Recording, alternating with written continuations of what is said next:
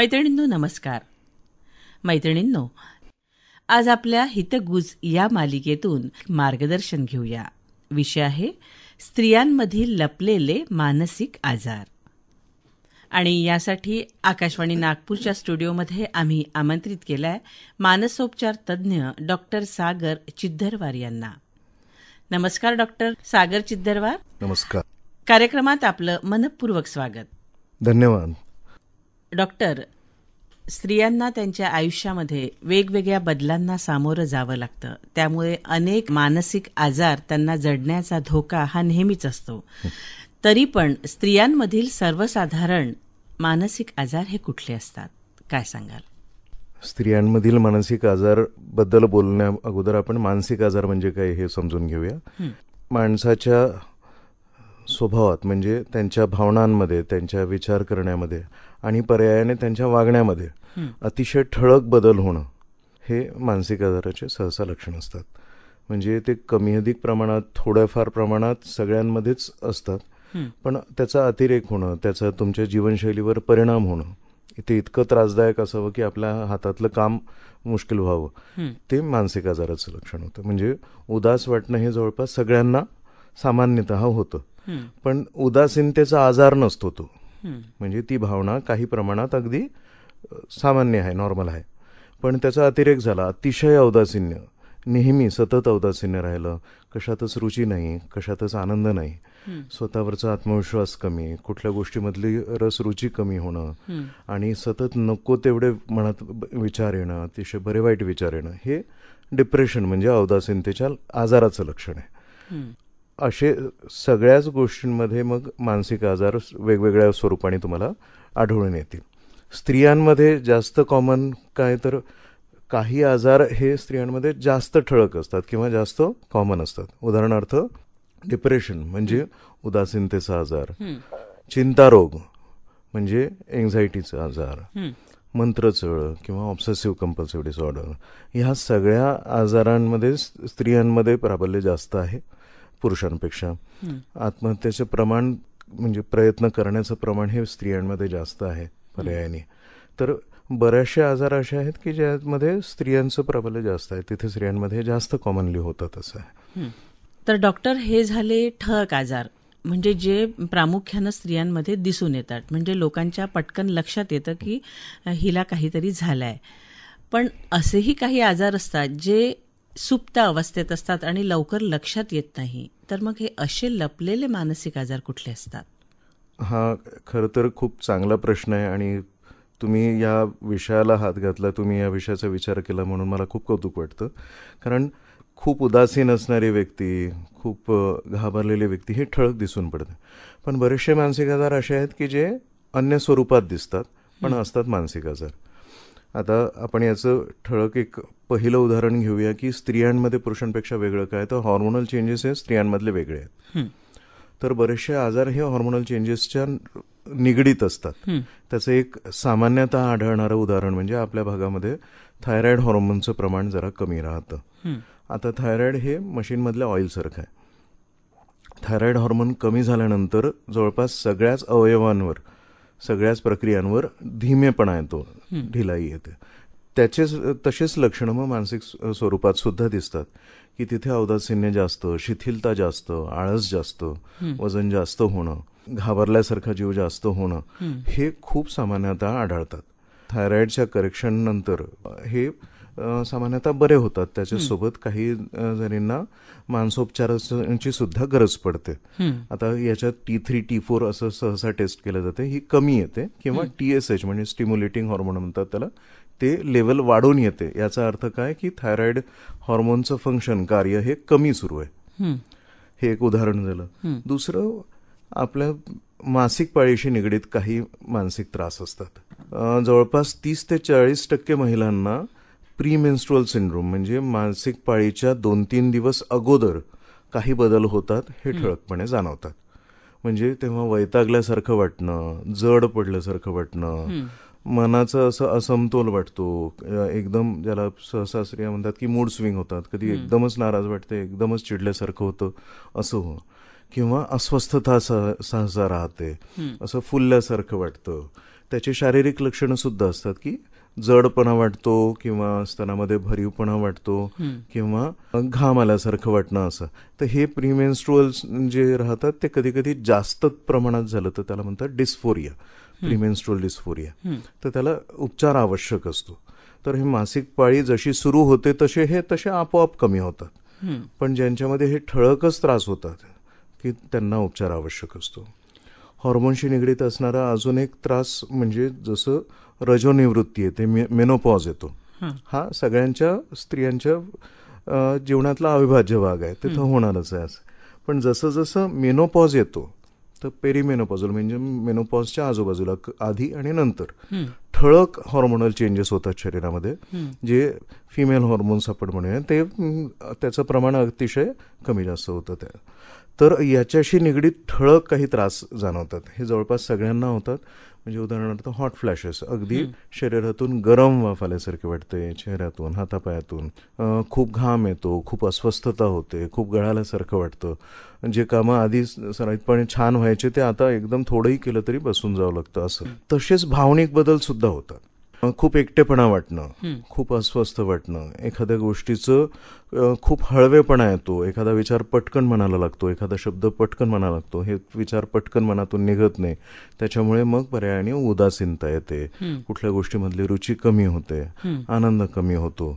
असं पूर्वीसारखी जी धडपड असते, जी रुची असते, जे आनंद, तो सगळा कमी झाल्यासारखा वाटतो. आता साधारणतः असं बघितलं गेलंय की या फेज सोबत हे सहसा वर्ष 45च्या पुढे मागे येते.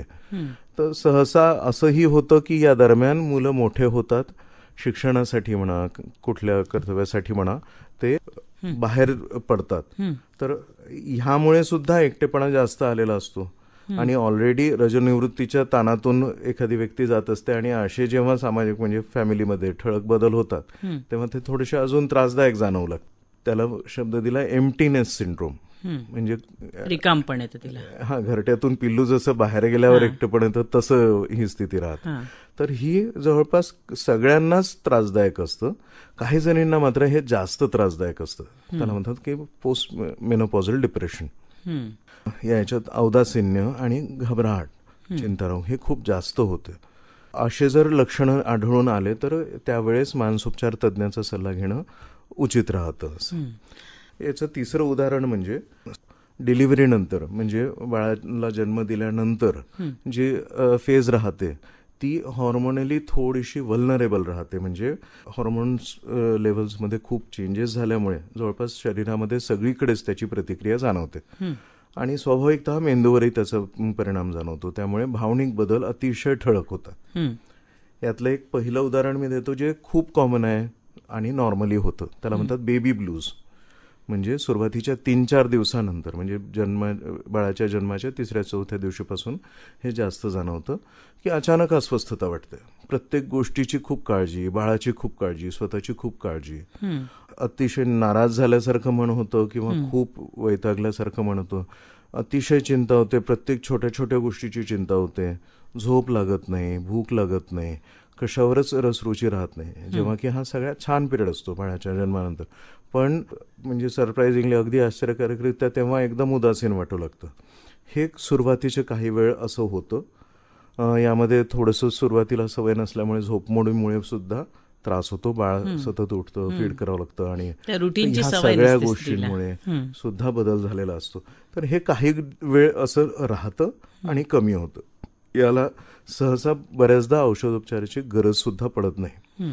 पण काय गरज असते तर तेव्हा कुणाच्या चांगल्या आधाराची, सोबत कुणी असण्याची, कुठे मन मोकळं करता येण्याची, अशी जर आपल्याला आधार देता आला तर हे खूप छान बरं होतं.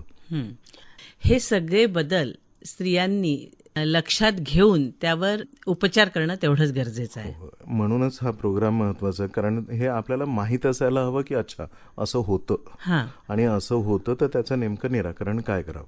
आता जसं मी म्हटलं की हे काही वेळापुरती नॉर्मल आहे, पण त्याचा एक ठळक भाग नंतर कधी कधी जाणवतो जो सुरुवातीच्या 4 ते 6 महिन्यात प्रकर्षाने जाणवतो. त्याला म्हणतात पोस्टपार्टम डिप्रेशन. म्हणजे त्या दरम्यान अतिशय औदासिन्य येणं, अतिशय नाराजी, निराशा, खूप शिथिलता, काही करायची इच्छा होत नाही, कुठे बाळाकडे लक्ष जात नाही, अतिशय खूप जास्त विचार येणं, नको तेवढे विचार येणं, भीतीचे विचार येणं किंवा अगदी पराकोटीचे मनात बरे वाईट विचार येणं, असं सुद्धा त्या याच्यात स्वाभाविकता होतं. तर असे लक्षणं लक्षात आल्यास आपल्या नजीकच्या लोकांमध्ये त्वरित आपण उपचार घेणं आवश्यक आहे.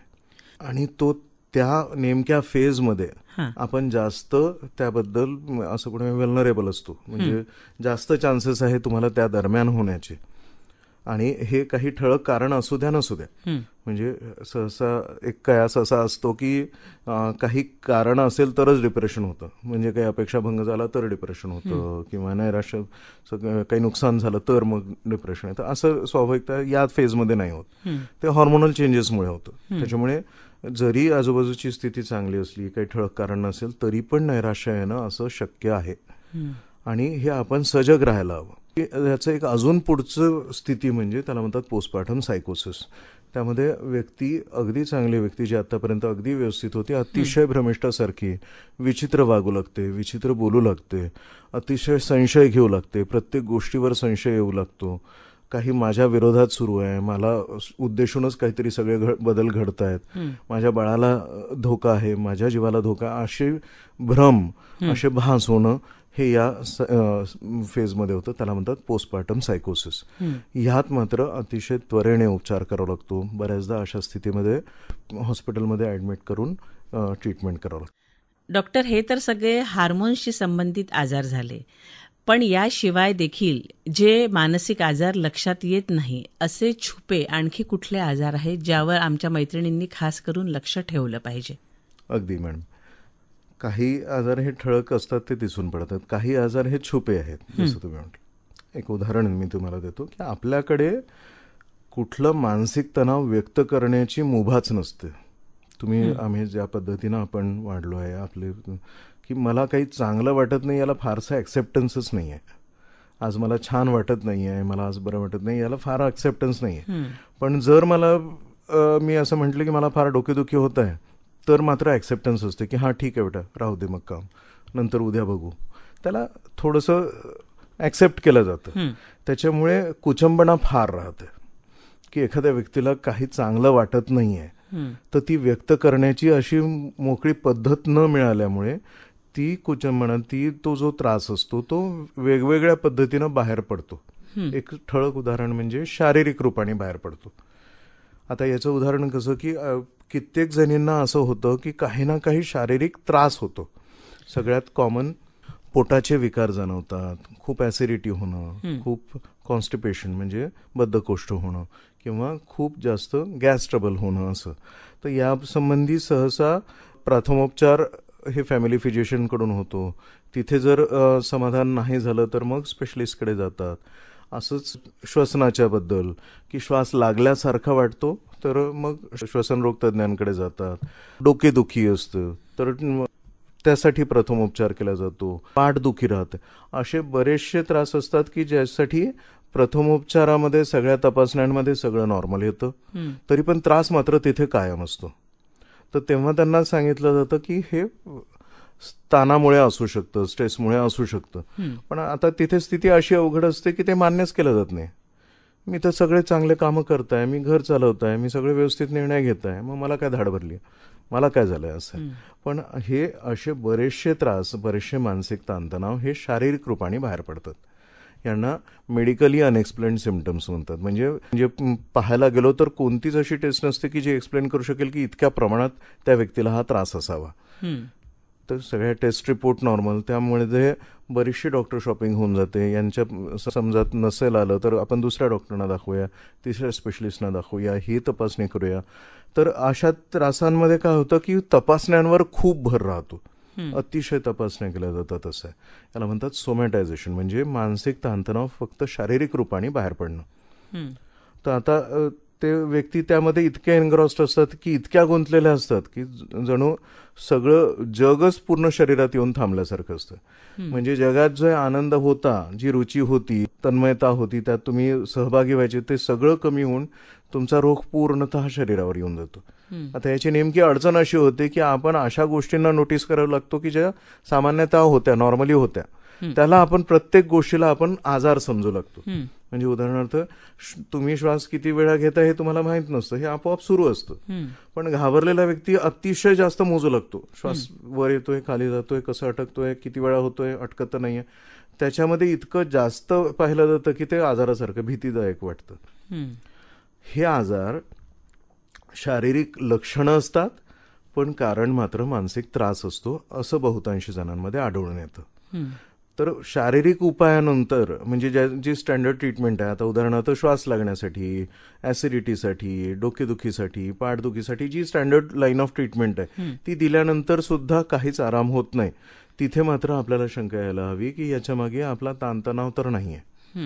तर जोपर्यंत तुम्ही मुद्द्याला हात घालत नाही, जोपर्यंत हा मुळाशी जो ताणतणाव आहे, हा जो स्ट्रेस आहे, तो कुठल्याही स्वरूपात असेल, वेगवेगळ्या स्वरूपात तो असतो, तो ॲड्रेस केल्याशिवाय, तो त्याच्यावर उपाय केल्याशिवाय पुरेसा आराम होत नाही. आणि जसं हे ताणतणावाचं थोडंसं निराकरण होतं तसे सिम्पटम्स विरतात, मोकळे होतात, असं आम्हाला सहसा आढळून येतं. तर ह्याला सोमॅटायझेशन असं म्हणतात, की वेगवेगळे चिन्ह असणं वेगवेगळ्या ऑर्गन्सचे, म्हणजे श्वसनाशी संबंधित, पचनाशी संबंधित, हातापायाला ज्या नर्व्स असतात त्याच्याशी संबंधित, पाठदुखीशी संबंधित असे सिम्पटम्स असतात, पण कारणं नसतात. याचा दुसरा एक त्रास असा आहे की ज्याच्यात आजाराची भीती खूप राहते. म्हणजे एखादं चिन्ह जेव्हा शरीरात बदल काही झालेला असतो तर तो काही वेळापुरता येतो, पण तो इतका भांबावून सोडतो, इतका घाबरवून सोडतो की तो एक मोठा आजार असल्यासारखं मग त्याच्या पुढचं आयुष्य होतं. एक कॉमनली जे आम्हाला पाहायला मिळतं ते असतं पाल्पिटेशन, म्हणजे हृदयाची धडधड वाढणं.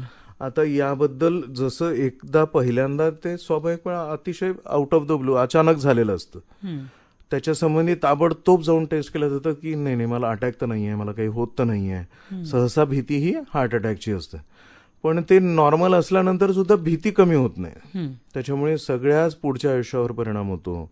कुठे जाणं येणं रोखलं जातं, कुठे एकटं जाणं अवघड वाटतं, कुणीतरी सोबत व्हावं, काही मला मोठा आजार झाल्यासारखं मला वाटत राहतं.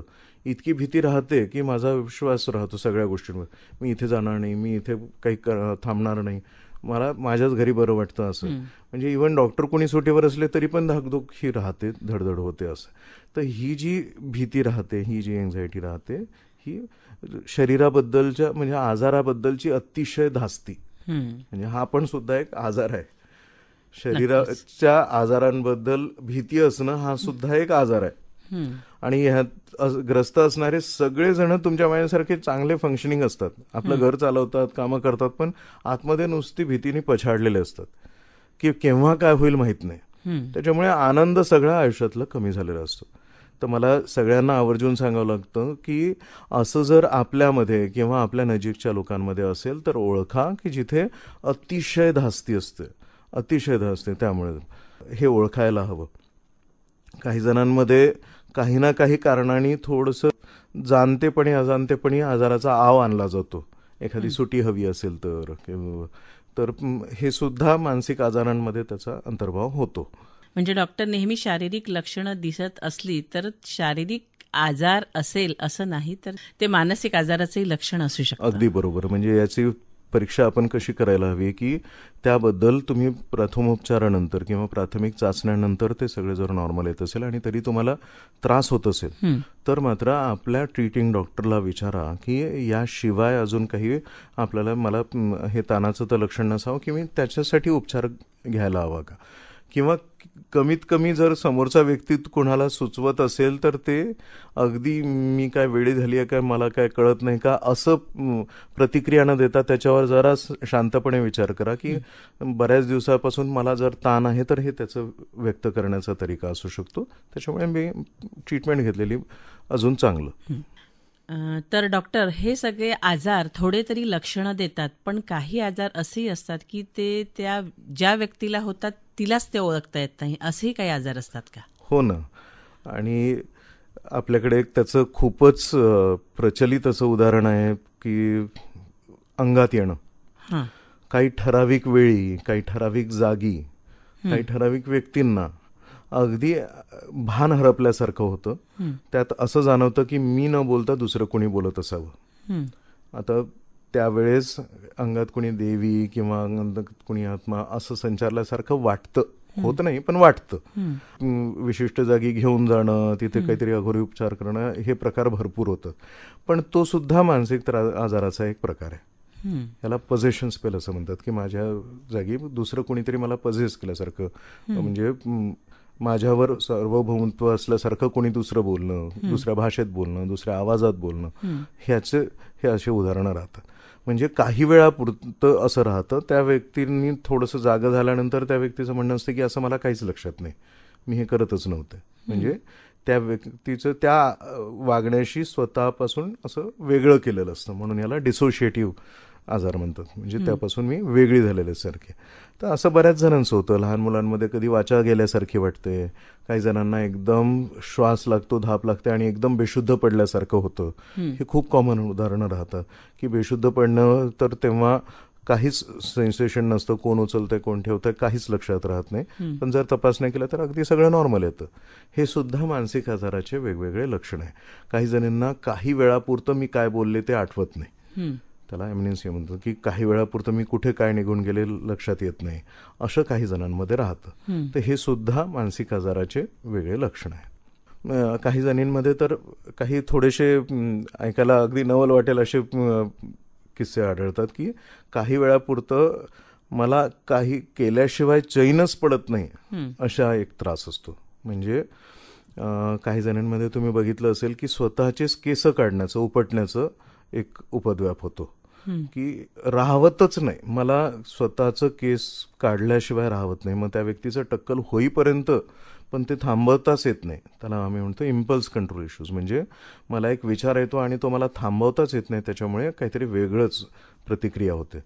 काही सुखवस्तू स्त्रियांमध्ये असं आढळलं आहे की त्या एखाद्या स्टोअरमधून, दुकानामधून अतिशय क्षुल्लक अशी गोष्ट उचलून घेण्याचं, चोरण्याची एक अचानक कल्पना येते आणि राहवतच नाही. त्याला म्हणतात क्लेप्टोमेनिया. असे वेगवेगळे त्रास आहेत की जिथे स्वतःच्या मनावर, स्वतःच्या विचारांवर नियंत्रण राहत नाही काही वेळासाठी.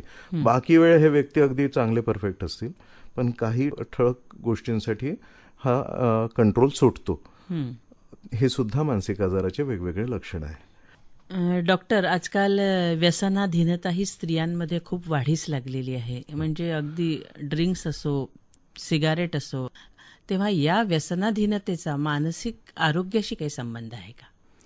व्यसनाधीनता हे पुरुषांना असू द्या, महिलांना असू द्या, शापच आहे. त्यामुळे चांगले चांगले घरं आपण उघडताना पाहतो. दुर्दैवाने हे प्रमाण आता वाढीस लागलंय असं दिसतंय. या बाबतीत आपण बरंचसं सुरक्षित होतो आत्तापर्यंत. महिलांमध्ये हे प्रमाण नव्हतं, पुरुषांमध्ये दिगंत काळापासून हे होतं. आता महिलांमध्ये ठळक व्यसनाधीनता कुठे आढळते तर ग्रामीण भागात तंबाखूचं व्यसन हे अतिशय विळखा जबरदस्त पडलंय. त्याच्यामुळे तंबाखूशी रिलेटेड भरपूरच त्रास आता दिसून येतात. म्हणजे अगदी कॅन्सरपर्यंत त्याचं प्रमाण भरभरून वाढलंय, कितीतरी पटीनं वाढलंय. अगदी लहान मुलींपासून तर मोठ्यांपर्यंत हे दिसून येतं. शहरी भागामध्ये दारूचं प्रमाण भरपूर वाढत आहे, स्मोकिंगचं प्रमाण भरपूर वाढत आहे. पण आता एक चिंताजनक बाब अशी झाली आहे की गांजा किंवा चरस याचं एक स्वरूप आहे, जे कॉलेजमधल्या मुलींमध्ये, शालेय मुलींमध्ये याचं प्रमाण भरपूर वाढलंय. याच्याबद्दल जरा सगळ्यांनी सजग होणं आवश्यक आहे. सेवन केल्यानंतर कुणाला ताबडतोब असा झिंगल्यासारखा नशा येत नाही, तोंडाला वास येत नाही, त्याच्यामुळे हे कळून येत नाही. पण वागण्यामध्ये मात्र ठळक बदल जाणवतात. मी 2 बदलांबद्दल सांगू शकतो, ते सगळ्यांनी सजग राहायचे आपल्या लेकरांमध्ये किंवा जवळच्या लोकांमध्ये येत असतील तर या गांजामुळे एक येते अपॅथी. म्हणजे सगळ्याच गोष्टींमधला आनंद कमी आहे, उत्सुकता कमी, रुची कमी, काहीच करण्याची इच्छा होत नाही, नुसते बैठे असतात, कशातच मन रमत नाही, काही करण्याचं धजावतच नाही. आणि दुसरं असतं सायकोसिस, म्हणजे भ्रमिष्ट अवस्था. अगदी विचित्रपणाच्या हरकती, विचित्र बोलणं, विचित्र वागणं, अनियंत्रित वागणं, हे 2 ठळक बदल जर होत असतील तर आपण लक्ष द्यायला हवं त्यांच्या जीवनशैलीवर. ते कुठे जातात, कुठे बसतात, कारण हे जॉईंट्समध्ये असं करतात, सगळे 4 जण एकत्र घेऊन ते कश मारून असं करतात. तर हे जर वेळीच लक्षात आलं तर थांबवता यायला हवं. तर व्यसनाधीनतेचं प्रमाण दुर्दैवानं आता वाढत चाललंय आणि त्याच्यामुळे जे मानसिक विकार होत आहे ते तर भरपूर आहे. हे व्यसनाधीनता हे स्वतःच एक मानसिक विकार आहे. स्वतःवरचं नियंत्रण सुटल्यासारखं जिथे स्थिती होते, तर हे काळजीची बाब आहे. सगळ्यांनी सजग राहावं. डॉक्टर, पण जेवढ्या तत्परतेनं शारीरिक आजारांवर उपचार करण्यात येतात त्यासाठी लोक तयार असतात, तेवढ्या मानसिक आजारांच्या बाबतीत मात्र होत नाही. असं का होतं? यामागे कारण हे इग्नोरन्स आहे. याच्याबद्दल माहिती नसणं, जागरूकता नसणं, त्याच्यामुळे त्याला मान्यता नाही आहे. जिथे जिथे आपल्याला माहिती नसते, जागरूकता नसते, तिथे भीती असते. जिथे माहिती आली, नॉलेज आलं, तिथे भीती जाते. तर ह्या आजारांवरही उपचार हे शारीरिक आजारांसारखेच तेवढेच सुलभ आहेत, सोपे आहेत, संभव आहेत. काही आजारांमध्ये थोडा वेळ लागणारे आहे, पण सगळे शक्य आहे. पण it enriches your quality of life. ते तुमचं जीवनशैली पूर्णतः बदलतात. मानसिक त्रास असताना जीवनशैलीवर खूप जास्त परिणाम होतो. त्याच्यामुळे कोमेजल्यासारखं जीवन राहतं, ते सगळं मोकळं होतं. त्याच्यामुळे फायदा भरमसाठ आहे. तर जिथे जिथे ही माहिती मिळू शकते, जिथे ते लोक उपचार करू शकतात, तसं जाणवतं की नाही, मी उगाच त्या आजारामध्ये अडकून पडलो होतो, त्यापेक्षा हे तर खूप मी चांगलं मोकळा झालो आहे असं. त्याच्यामुळे उपचारासाठी आवश्यक ते प्रयत्न करा. खूप छान सांगितलं डॉक्टर.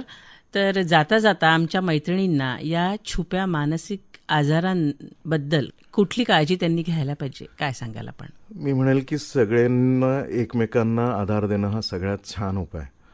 चांगल्या जीवलग मैत्रिणी असणं हे चांगली गोष्ट राहील. की जिथे कंडिशन्स कमी, म्हणजे मैत्री कशी अनकंडिशनल असते, तू हे करायचं तरच मी मैत्री व्हायला नाहीच प्रकारात, तिथे आपण जाणतेपणी अगदी मनमोकळेपणाने बोलू शकतो, मनमोकळेपणाने मदत करू शकतो, मदत घेऊ शकतो. तसंच बोलतं राहा, व्यक्त होत राहा. जिथे व्यक्त होण्याची साधनं जागा नसतात तिथेही मानसिक त्रास जास्त होतात. त्याच्यामुळे एकमेकांशी बोलते राहा, व्यक्त होत राहा. पण हे व्यक्त होताना ही पण काळजी घ्यायला हवी की समोरच्या मताचं आदर करावं लागेल. समोरचं एखाद्या व्यक्ती जर काही त्रास सांगत असेल तर ते ऐकून घ्या. तुम्हाला ताबडतोब काही उपाय द्यायचा आहे असं विचार नका करू. कुठंतरी ऐकण्यासाठी पण जागा मिळायला हवी सगळ्यांना. आणि ते जे सांगितलं जातं, कोणी आपल्या मनाची व्यथा जेव्हा जाहीर करतं तेव्हा त्यावर जजमेंट न देता की तू अशीच आहे, तू अशाच कॅरेक्टरची आहे वगैरे वगैरे न करता त्यांना समजून घ्या की त्या कशातून जात आहेत. आणि त्यांना त्यांच्या परीनं मग जर ऐकल्यानंतर काही मदत करू शकत असाल तर मग धाडस वाढवा. त्यांचं नेहमी हे प्रयत्न ठेवा की आपण अप्रोचेबल राहू, त्या व्यक्तीला आपण नेहमी सहभागी राहू, त्या व्यक्तीसोबत त्या त्रासाला लढ. जिथे तुम्हाला ठळक जाणवतो की नाही हे खूप जास्त त्रासदायक होत आहे, तिथे उपचारासाठी आग्रह करा. म्हणजे फक्त उपदेश नको तर आग्रह असावा की नाही मी सोबत असेन आणि आपण हे सोबत करूया असं आहे. कारण मी आतापर्यंत जे सगळे छुपे जे आजार म्हटले ते एका प्रकारे मदतीची हाक असतात. मला बोलायला, व्यक्त करायला जागा नाही तेव्हा हे शारीरिक रूपाने बाहेर निघतात, वेगळ्या वागण्याने बाहेर निघतात. तर ते एका प्रकारे मदतीची हाक असते. जर कोणी जाणता व्यक्ती त्या मदतीची हाक घेतो आणि त्या व्यक्तीच्या पाठीशी ठामपणे उभा राहतो, त्यांच्याशी व्यक्त करण्याची मुभा देतो, त्यांना ऍक्सेप्ट करतो, हे याला फार वेळ टिकत नाही. त्याचा उपचार फार सुलभ होतो. तर त्याच्यामुळे उपचारासाठी सुद्धा संकोच न करता हसून त्यांच्या मागे उभं राहा, आग्रह करा आणि करून घ्या.